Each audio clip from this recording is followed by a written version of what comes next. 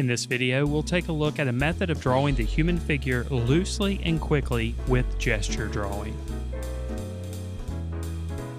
We all know that a line can be used to define the boundaries of an object.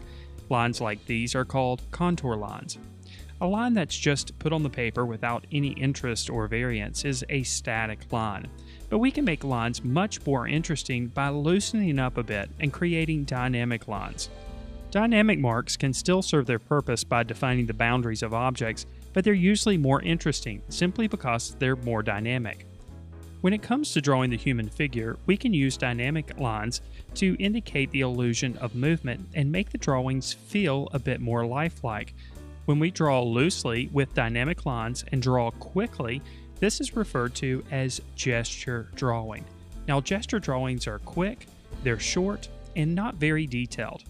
They're typically loose, many lines are used to describe the form, the hand consistently keeps moving, there's a lot of guesswork involved, and the overall goal is to create some illusion of movement or to create a loose indication of the figure or the subject that's being drawn.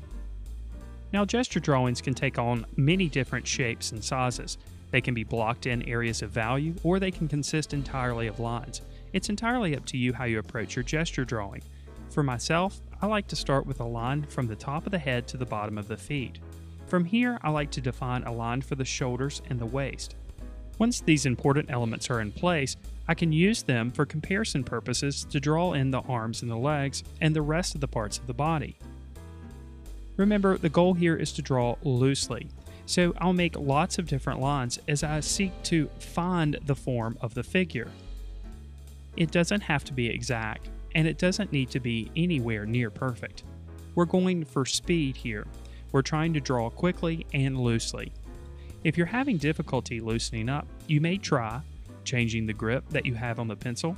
Maybe holding the pencil in a different way will help you to loosen up a bit. Keep your hand moving constantly. Don't worry about stray marks, and try to allow your marks to originate from your elbows or your shoulders instead of your wrists. Remember, we're not concerned about details, just the overall form of the figure. Let's take a look at another example. Here again, I'll start with a line from the top of the head to the bottom of the feet. This will help to ensure that I get the entire figure on the picture plane. Next, I'll look at the locations of the shoulders and the waist, and I'll draw lines to indicate both the shoulders and the waist. Keep in mind that these lines may curve. Then, using the shoulder and the waist as a guideline, I can go ahead and loosely fill in the rest of the information for the arms and the legs, and maybe even a little bit of information about the value. I can create areas of darker value to create shadow. It doesn't matter what position the figure is in. You can usually find that line from the top of the head to the bottom of the feet. This line may curve or change directions depending on the position or posture of the figure. Using this line, we can usually indicate the locations of the shoulder and the waist. From there, it's relatively easy to fill in the rest of the information. But if you're having difficulty, there's nothing wrong with actually drawing lines for where you see the arms and the legs.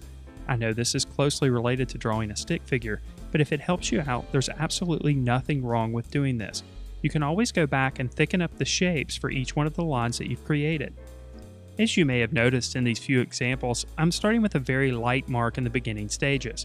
As I continue through the drawing and become more confident with the marks that I make, the mark becomes progressively darker. This may be a good approach for you if you have a heavy hand and typically make a darker mark naturally. You can make a conscious effort to make a lighter mark in the beginning stages of the drawing where the marks are super loose, and progressively get a bit darker as you become more confident with the form of the figure. As I mentioned before, gesture drawing is also about speed, so as you begin to create gesture drawings of your own, you may consider timing yourself. Set a timer for 10 minutes and try to create an entire pose in that time frame.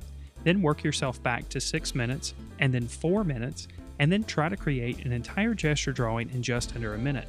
Doing this will increase your overall drawing speed and accuracy.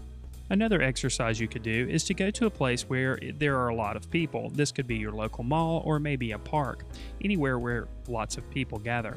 Sit down with your sketchbook and try to create as many gesture drawings as you can. Of course, your subjects will be constantly moving, so that makes the challenge even greater, but you'll be surprised at how many sketches you can create and how accurate you can be with your illusion of form. Now let's take a look at the steps that I'm suggesting here one last time. We'll start with a line from the top of the head to the bottom of the feet, keeping in mind that this line may curve. It doesn't have to be totally perfect, we just want to make sure that we get the entire figure on the picture plane. Next, we can locate a line for the shoulders and the waist, keeping in mind that these lines may also curve or could be at a diagonal. And then using this information, we can fill in the rest of the information for the other body parts. And again, if it helps you, you may even draw lines here, resembling somewhat of a stick figure. We can always go back over these lines and thicken things up. Remember, gesture drawings are meant to be loose. It's not about the details. They may feature many lines. It might be helpful to keep your hand moving. Try to allow your marks to originate from your shoulders or your elbows. Allow for some guesswork. It doesn't have to be perfect. And in your drawing, try to find the overall form with all your marks. And in the end, we want to create dynamic lines that indicate movement and liveliness. So what are you waiting for? Grab that sketchbook and start creating gesture drawings and watch your figure drawings and overall drawing skill and speed improve.